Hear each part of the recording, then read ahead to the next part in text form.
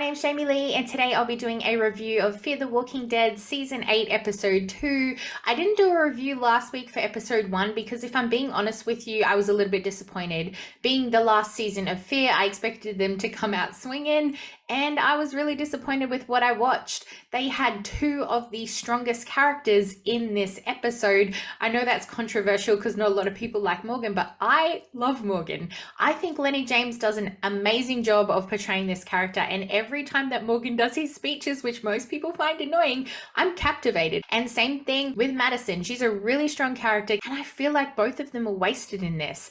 Their motivations in this episode were gone with the wind. You flick a switch and they're suddenly on the opposite side. They want to kill each other, then they want to help each other. They want to go back to Padre, they don't want to go back to Padre. Their motivations were so weak for changing their mind that I was getting whiplash from thinking about, well, whose side am I on? Well, which one wants to go back and which one wants to kill the other one? It was really confusing to watch. And I honestly thought, what a rocky start. This is not looking good for the final season.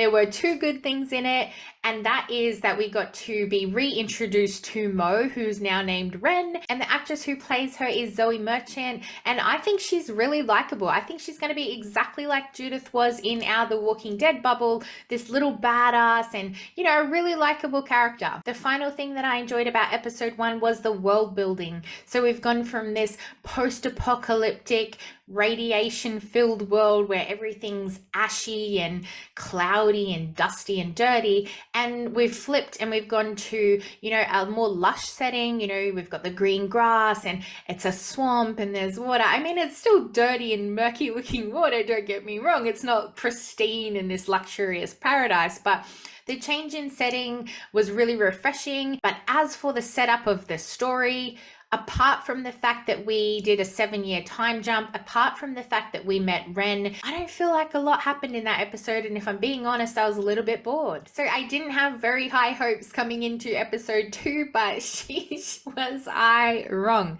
because episode 2 would have to be one of the best episodes of Fear that I have watched in a very long time. It looked amazing, the acting was on point, and the direction that they're heading in with the story, I am so pumped for this. We start off with June and she's tranquilizing these people with a sniper who are on the boats from Padre. Obviously they're the collectors, you know, collecting the children and things like that. So she tranquilizes them and then she cuts off their fingers. And I'm sitting there, that's the way they open the episode, sitting there thinking, June? Like the most caring, kind, nurturing nurse that we have in this apocalyptic world is cutting off people's fingers? That's a little bit violent. I wonder how we got there. Anyway, she takes the fingers that she's just chopped off people and puts them in a jar, and she's collecting these fingers. And then along comes this man called Adrian, and Adrian is looking for his daughter Hannah, who Padre took 7 years ago. June says that she can't help him. She sends him on his way and says she doesn't want to see him again, don't come back again.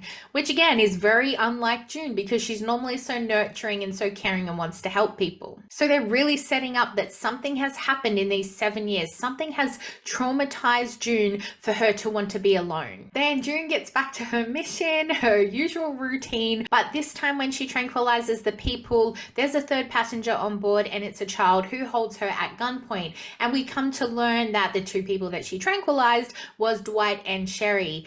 So it was really good to see them again, and we learn, even though the child doesn't know at the time, that this boy Finch is actually their son, who they've been hiding that from Padre. So I thought that was a really good callback, because it was kind of like, and they do mention this later in the episode, but it was kind of like a callback to The Sanctuary. So they wanted to be together and they were married, but they couldn't be together because of Negan. And this is a very similar situation where they can't be together because of Padre, and they don't want to let him know that this is their child, because obviously he will use that against them. Anyway, Finch has appendicitis and they force June to operate on him so that they can return back to Padre. So she takes them to this train cart, which is pretty much set up like a hospital. It has literally everything that she would need. But before June can operate, Adrian, the man who was looking for his daughter and asking June for help, he rocks up, he gets in a scuffle with Dwight, and he accidentally shoots out the power. June explains that in order for the power to be turned on, they need to go to the back of the train cart, and the train cart is filled with the dead. Why it is filled with the dead is because this train cart was used as a science lab, I guess you could say, not so much a medical facility, whereby Padre was was bringing in these patients who were bit or who were unwell and forcing June to operate on them. And what I find really interesting about this is June was injecting radiation into these patients, or into these test subjects, I guess you could say. And I think that's super exciting because they were using the weapon from last season, like they were using the enemy, I guess you could say, from the past seasons, and using that to reinvent or using that to create some kind of a cure. And what we learned from June is that sometimes it actually did work, but it was more painful than the actual zombie bite itself. So it was like a give or take, which was worse. So Sherry opens up this lab report, and inside is a whole bunch of photographs of people that June has experimented on. And she documented each of their stages of progression, transition, I guess you could say, and how each of them reacted to the injections and the cure. So, you know, on day 5, they did this, on day 6, they look like this, etc. And I want to be clear here that I do not agree with what Padre are doing, experimenting on humans and using people as test subjects. I do not agree with that at all, especially children.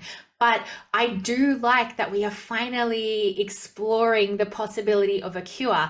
That's something that The Walking Dead touched on a little bit, sure, in season 1, but we never fully committed to that.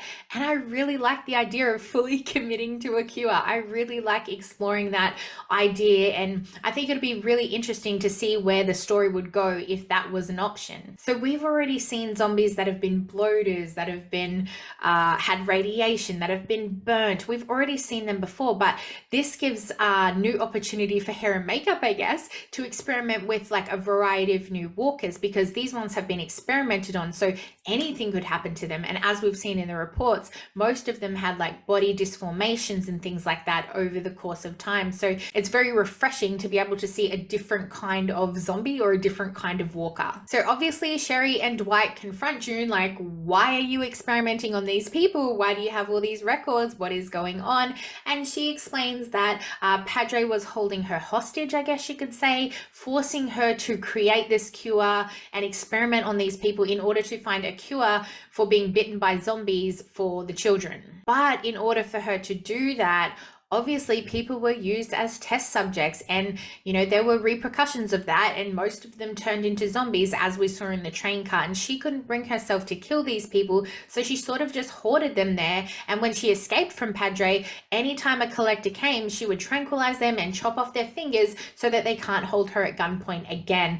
And that was really nicely tied in with the whole start of the episode, which is why she was shooting them with, you know, tranquilizers and chopping off their fingers, so that nobody could force her to do a cure on another person again. But at the same time, I was kind of like in the back of my head, yeah, they chopped off a finger, but like they could still hold you at gunpoint and like pull the trigger with a different finger. But anyway, I'm not going to go there. I thought it was tied up really nicely. So Dwight and Sherry go to turn on the power at the back of the train cart, like June told them. They have a really nice moment at the top of the train cart, and they basically talk about how it's reliving and rehashing the past. They couldn't be together at the sanctuary, and they're doing the exact same thing at Padre. They are not really living their lives. So together they decide that they're going to tell Finch that they are his parents. Anyway, while they're having that beautiful moment on top of the train collapses. So they end up landing in this horde of zombies, and they radio through to June. And there's a beautiful moment there where Dwight explains they don't think they're going to make it. And he asks June to look after Finch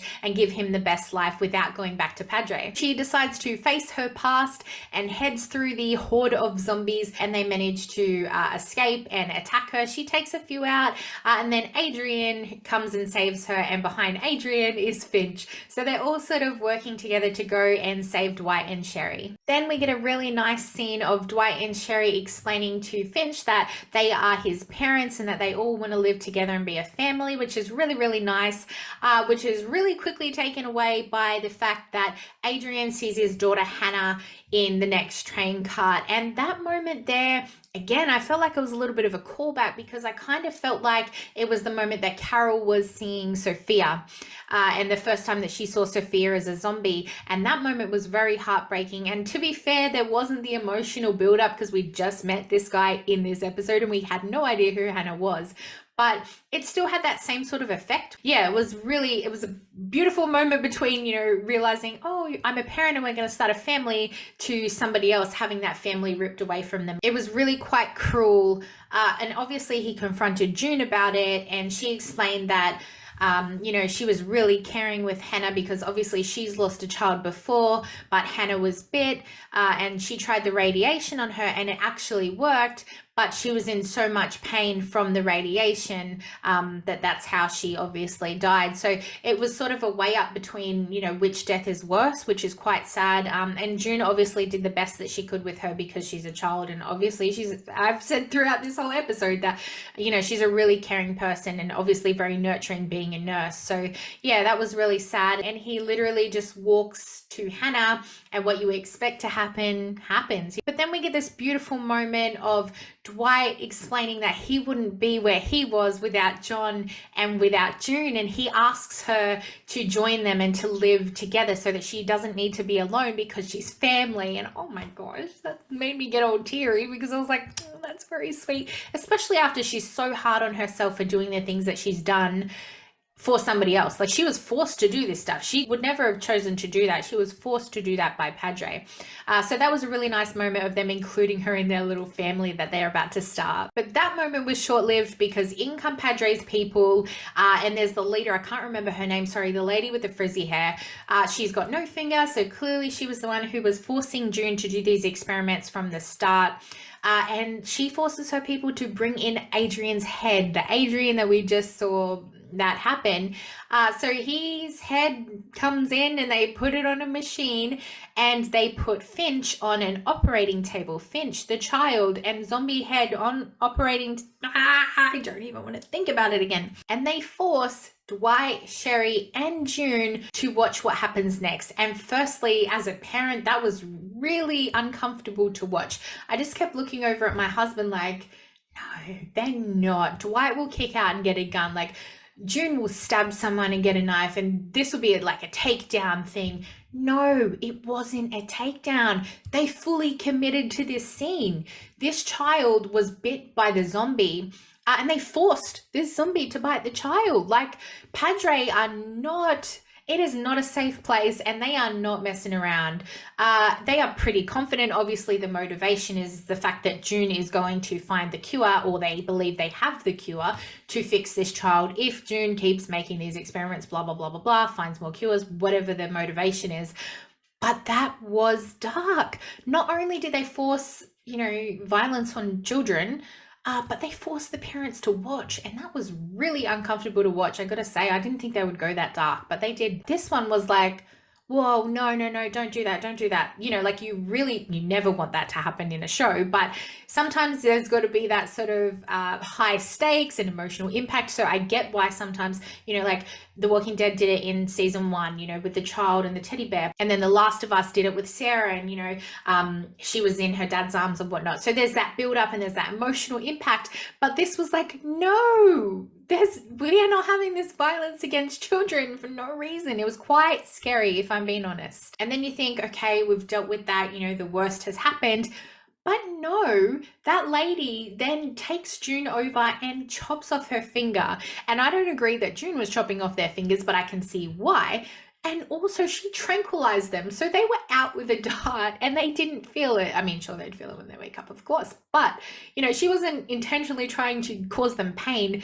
And they just chopped her straight off. Like, she would have felt everything. So I think that was really brutal, for her to see that scene, see them hurting a child like that and then physically hurting her. It was just so in your face. And oh my gosh, it really was intense, that scene. I mean, that episode in general was quite, on your toes and it had you going, but that final sort of 10 minutes, that was really brutal. So I think that's all I have to say about episode 2. Let me know in the comments if you are watching Fear, if you enjoyed the second episode, and if you enjoyed the first one, let me know as well. As I said, I didn't like the first one, so I was really worried about, how the season will go, but after episode 2, I am really confident. I'm so optimistic about the future of this season and how it's going to wrap up Fear. I'm really excited to see. If you like this video, please give it a like, and if you're not already, please subscribe to my channel, and then head on over to my Instagram and give me a follow over there as well, please. Okay, sweet as, have a good day. Bye.